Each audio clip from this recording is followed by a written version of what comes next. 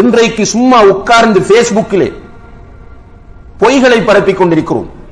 ரசூலுல்லாஹி ஸல்லல்லாஹு அலைஹி வஸல்லம் அவர்கள் சொல்கிறார்கள், கஃபா பில் மர்இ கதிபன் அன் யுஹத்திஸ பிகுல்லி மா சமிஅ. கேள்விப்படுகிற அனைத்தையும் பரப்புகிறவன் தெளிவான பொய்யன் என்று சொன்னார்கள்.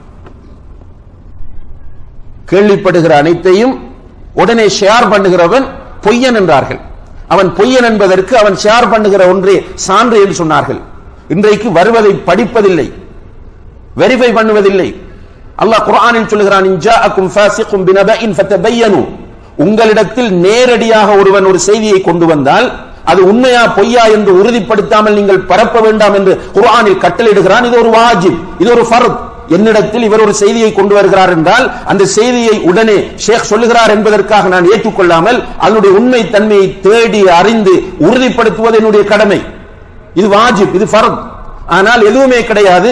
பேஸ்புக்கிலே வந்தது, வாட்ஸ்அப்பிலே வந்தது, உடனடியாக ஷேர் செய்கிறோம். அது சமுதாயத்திலே போய் மிகப்பெரிய ஃபித்னாக்களை உண்டு பண்ணி குடும்பத்தின் கௌரவத்தை கெடுத்து சில குடும்பங்களை இரண்டாக்கி, சில ஜமாத்துகளை இரண்டாக்கி, சில ஊரையை இரண்டாக்கி, சில நேரங்கள் அடிதடிகள் வந்து கொலை வரைக்கும் போகிறது. இதை பற்றி எந்த ஃபீலிங்கும் இல்லாமல் உட்கார்ந்து சிரித்துக் கொண்டிருக்கிற ஒரு காலத்தில் தான் நாம் வாழ்ந்து கொண்டிருக்கிறோம்.